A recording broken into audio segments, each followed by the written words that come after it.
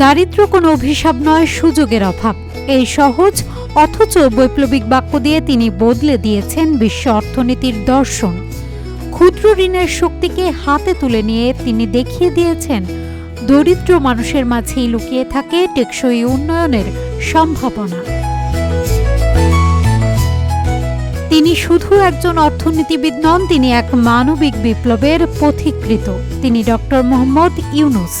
আজ তার ৮৫তম জন্মদিনে আমরা ফিরে তাকাই সেই নীরব গ্রামীণ শৈশব থেকে শুরু করে বিশ্বমঞ্চে তার বিজয় গাথার দিকে, যেখানে তার প্রতিটি পদক্ষেপ ছিল দারিদ্র্যের শৃঙ্খল ভাঙার সংগ্রাম। শেখ হাসিনার শাসনামলে নিয়মিত হয়রানির শিকার হয়েও তিনি কখনো থেমে যাননি। RICL TMX, যুগের পর যুগ স্থাপনা থাকে মজবুত। তিনি প্রমাণ করেছেন একটি মানুষ, একটু বিশ্বাস আর এক ফোঁটা সুযোগ দিয়ে বদলে দেয়া যায় হাজারো জীবন। প্রফেসর ডক্টর মোহাম্মদ ইউনূস ১৯৪০ সালের ২৮ জুন জন্মগ্রহণ করেন চট্টগ্রামের হাটহাজারী উপজেলার বাতুয়া গ্রামে।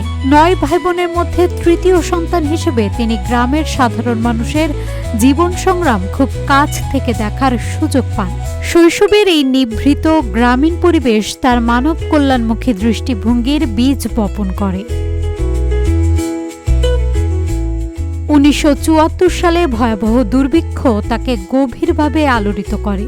তিনি উপলব্ধি করেন ক্ষুধার্ত মানুষের পাশে দাঁড়াতে বড় বড় অর্থনৈতিক পরিকল্পনা নয়, প্রয়োজন বাস্তবিক ও তাৎক্ষণিক সমাধান। সেখান থেকেই ক্ষুদ্র ঋণ কার্যক্রমের শুরু।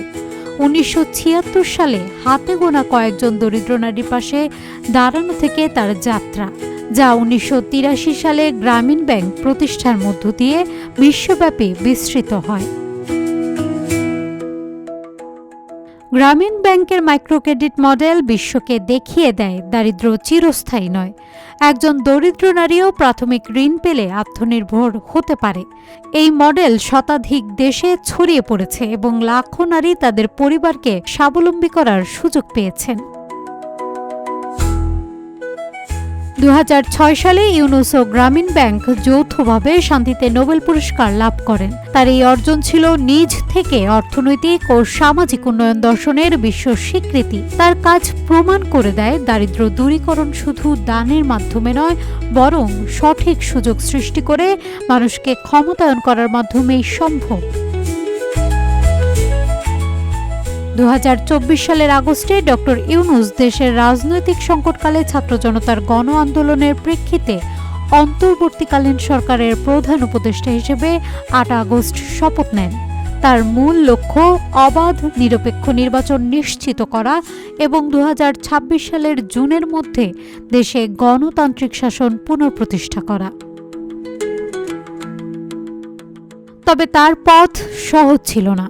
শেখ হাসিনার শাসনামলে তাকে নিয়মিত রাজনৈতিক হয়রানি, মামলা এবং বিভিন্ন প্রশাসনিক প্রতিবন্ধকতার মুখোমুখি হতে হয়েছে। শেখ হাসিনা সরকারের তীব্র আক্রোশের শিকার হয়েও ডক্টর ইউনূস কখনো ধৈর্য হারা হননি। তিনি বিশ্বাস করতেন, ঋণ নয়, ক্ষমতা দিন। এই বিশ্বাসই তাকে মানবতার পথিকৃৎ করেছে। আজ তার ৮৫তম জন্মদিন।